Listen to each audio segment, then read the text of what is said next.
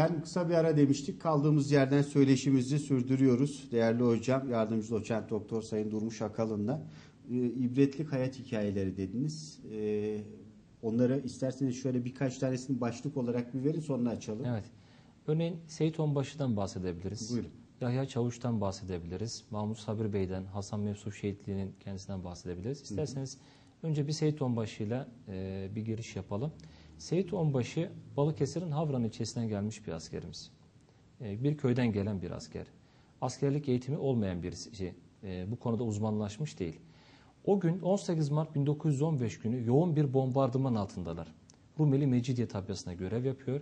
Burada birkaç top ve bonet var. Onların hangisine görev yaptığını net olarak bilmiyoruz ama Rumeli Mecidiye tabyasına görev yapan bir askerimiz. Bu bombardıman esnasında en büyük gemi mermisinin yarattığı tahribatı az önce söylemiştim. Toprak sürekli alt üst oluyor. Yanınızdaki arkadaşlarınızdan bazıları şehit düşmüş, bazıları yaralanmış. Feryat figan içerisine bağırıyorlar. Böyle bir ortamda Seyit Onbaşı hiç tereddüt etmeden topun kaldıraç kısmı bozulduğundan dolayı sırtına arkadaşı Ali'nin yardımıyla bir mermi yükleniyor ve Ocean zırhlısına atış yapıyor. Vuramıyor. İkincide de atış yapıyor, yine vuramıyor. Pes etmiyor. Üçüncüde gemiyi dümen donanımından vuruyor. Ateş ettiği geminin ismini dahi bilmiyor. Ve bu gemi bir süre sonra su almaya başlıyor ve batıyor. O Seyit Onbaşı'nın kaldırdığı mermiyle ilgili birçok rakam telaffuz edilir. 350 kilogramdı, 280 kilogramdı, 250 kilogramdı. Bazı Osmanlı kaynaklarının 215 kıyıya diye geçer. Bunun rakamının hiçbir ehemmiyeti yoktur. Savaş alanına dolaştığınızda hemen arkada küçük sırtlar olduğunu görürsünüz.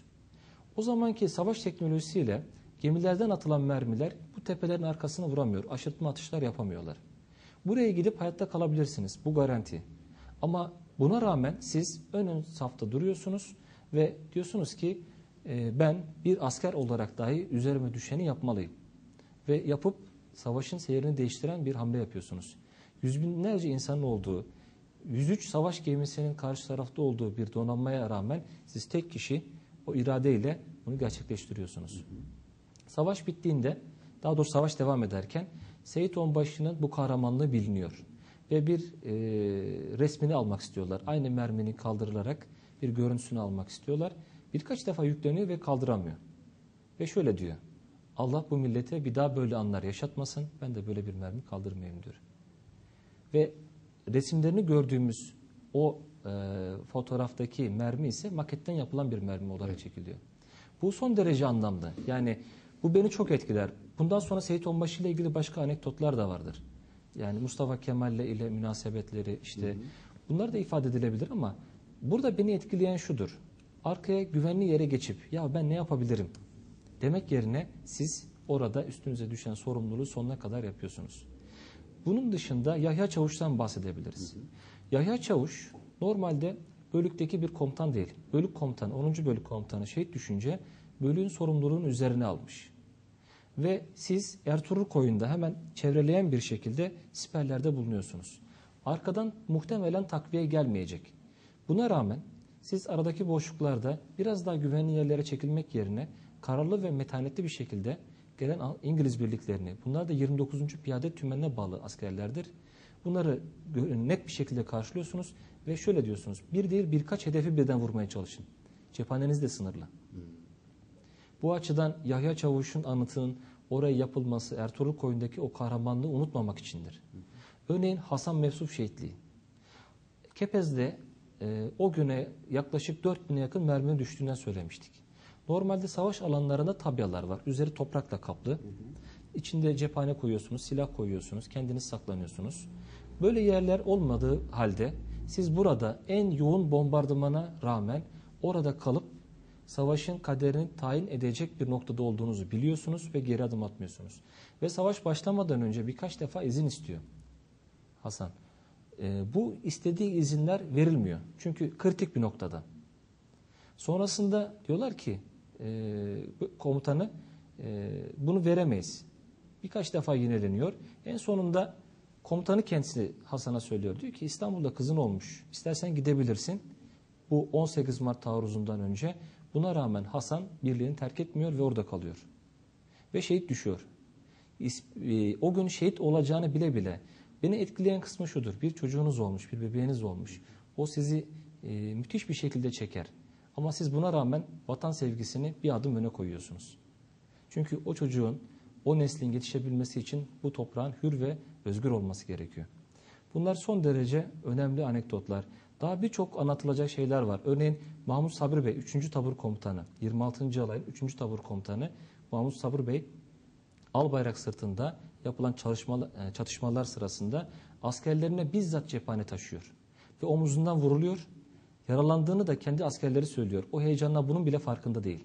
Ve bu Mahmut Sabri Bey daha sonra bugünkü Şehitler Abidesi'nin olduğu yerdeki taarruzlarda hayatını kaybediyor. Bunun gibi birçok hikaye var. Birçok anı var. Ve bu ismini bile bilmediğimiz askerlerin bize bıraktıkları emanet 18 Mart 1915 gününü anlamlı ve eşsiz kılıyor. Bu yönüyle özellikle bu askerlerin yaptığı fedakarlığı sık sık vurgulamak gerektiğini düşünüyorum. Evet. Peki sonuçları itibariyle savaş niçin bu derece önemli? Yansımaları nedir? Tarihsel süreçte neleri değiştirmiştir?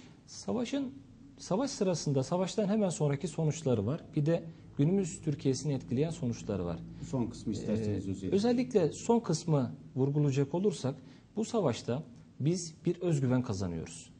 Her zaman şunu söylerim. Çanakkale cephesini biz kazandık. Büyük başarılara imza attık. Fakat savaşın kendisini kaybettik.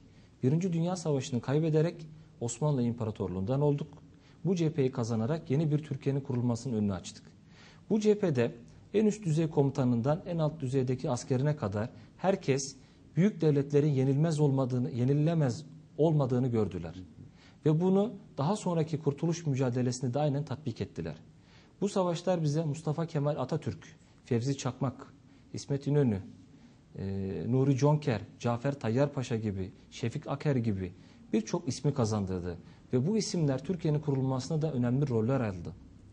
Ve bu cephede savaşan askerler evlerine, köylerine döndüklerinde gururla az önce de ifade ettiğim gibi biz Çanakkale'de 7 düvele karşı geldik diye övünçle bunu söylediler. Gururla bunu ifade ettiler ve yeni Türkiye'yi bu heyecanla kurdular. Ve bu muharebeler bize öylesine bir heyecan yarattı ki Türkiye'nin sadece o kurulma İstiklal Muharebesi'nde değil bundan sonraki süreçte de o ivmeyi uzun bir süre devam ettirdiğini görüyoruz. Çanakkale hatıraları kulaktan kulağa dolaştı.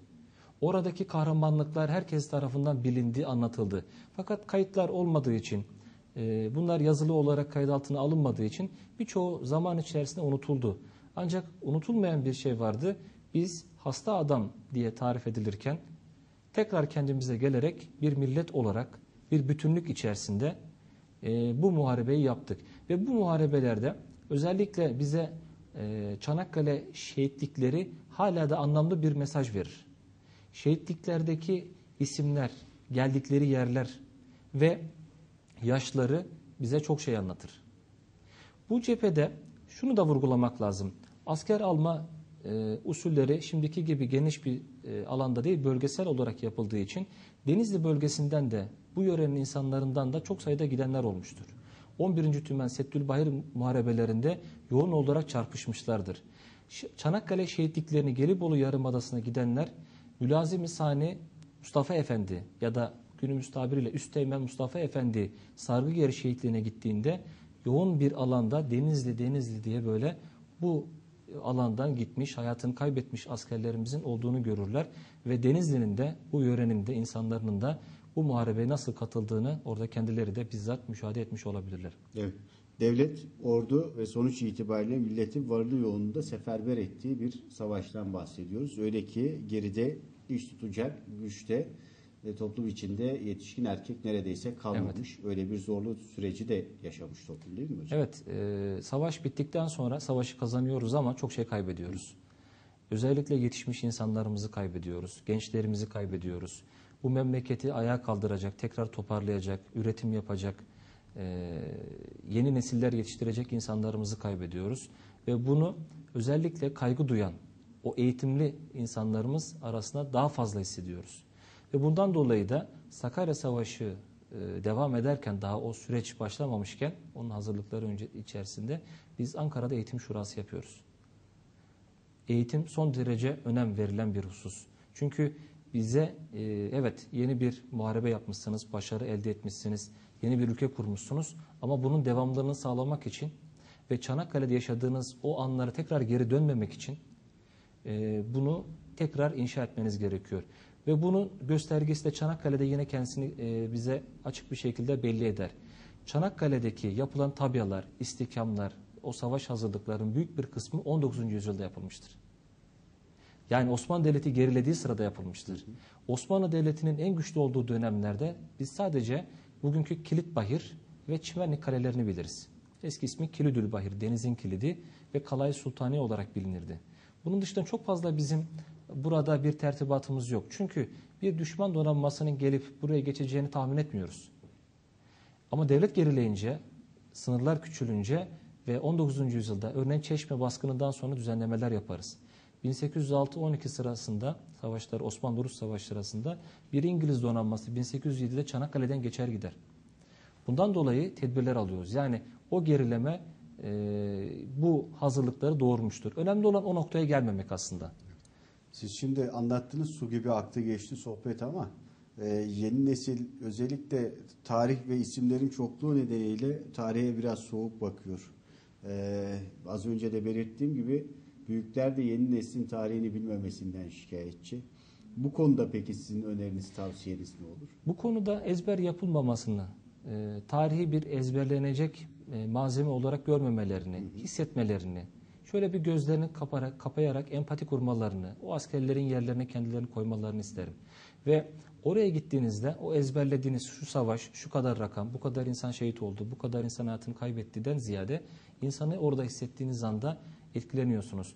Ve Çanakkale'de bir süre sonra ufkunuz genişliyor. Sadece siperler arasında savaş yapılmadığını görüyorsunuz.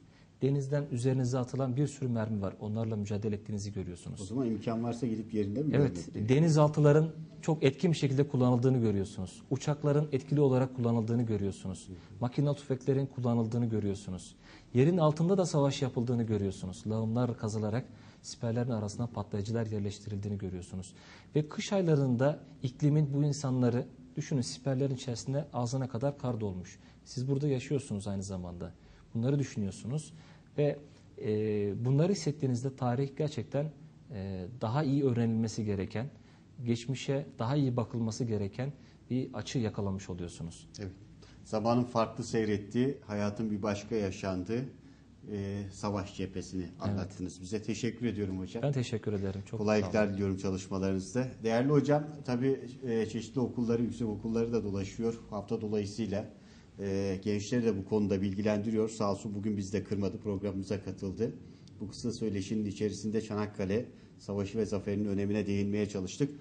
Bu arada Pamukkale Üniversitesi Tarih Bölümü öğretim üyesi yardımcı doçent doktor Sayın Durmuş Akalın konuğumuzdu. Bir de tavsiyem olsun sonunda Sayın Faruk İnceoğlu göndermiş Necati İnceoğlu'nun siper mektuplarını. Burada çok anlamlı hayat hikayeleri var. Çanakkale Savaşları'na dair, özellikle 11. Tümen'deki askerlerin anılarına dair. Lütfen bu kitabı da edinin ve bu hikayeleri bir okuyun, okutun. Onu da tavsiye ederim size. Sağlıcakla kalın, çok sağ olun.